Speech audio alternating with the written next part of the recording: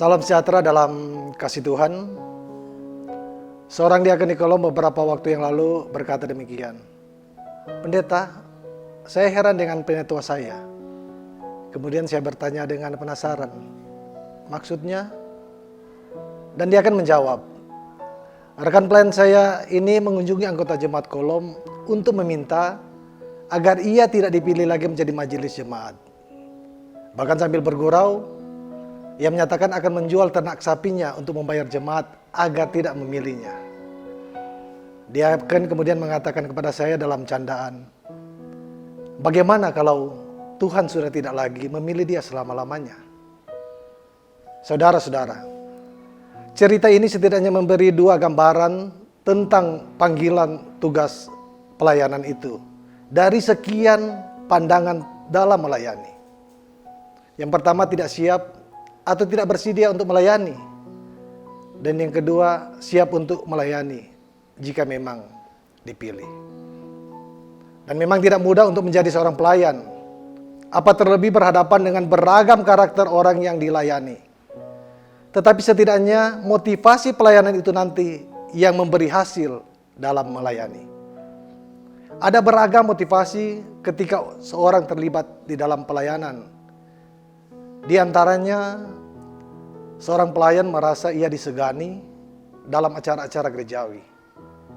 Di dalam riwayat hidup setidaknya akan dibacakan pernah jadi pelayan dan kalau meninggal akan disemayamkan di gereja.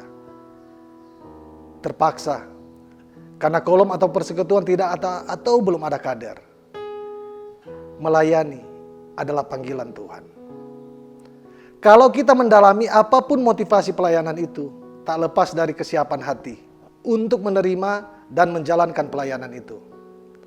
Masalah pelayanan sebenarnya bukan sekedar masalah perbuatan. Sesungguhnya tidak semua perbuatan baik menolong orang untuk dapat disebut pelayanan. Pelayanan adalah tindakan seorang pelayan.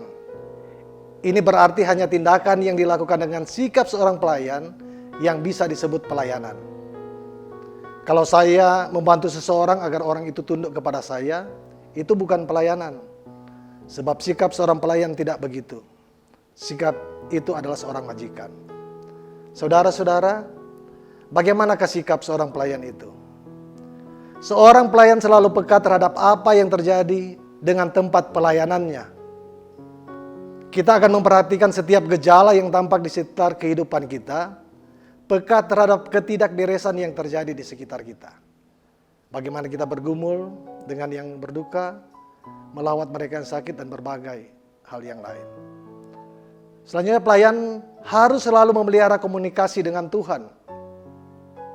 Mengapa kita harus selalu berkonsultasi dengan Tuhan tentang tugas pelayanan kita? Karena Tuhan sumber hikmah dan buah pelayanan kita.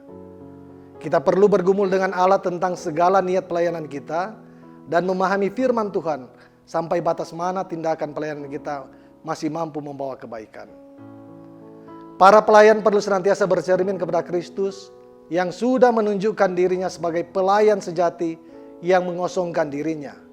Semua disaksikan dalam Filipi 3 ayat 7. Supaya kita tahu dan yakin bahwa kita masih melayani dengan sikap pelayan.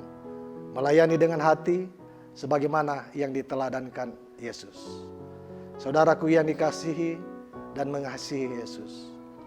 Buah pelayanan yang kita jalankan dengan hati pasti melahirkan hal-hal yang baik dan janjinya menjadi bagian dalam hidup hamba pelayannya bahwa ia akan menerima balasan dari Tuhan.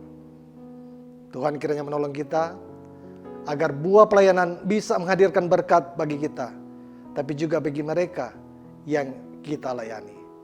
Dan semuanya hanya bagi kemuliaan Tuhan. Amin.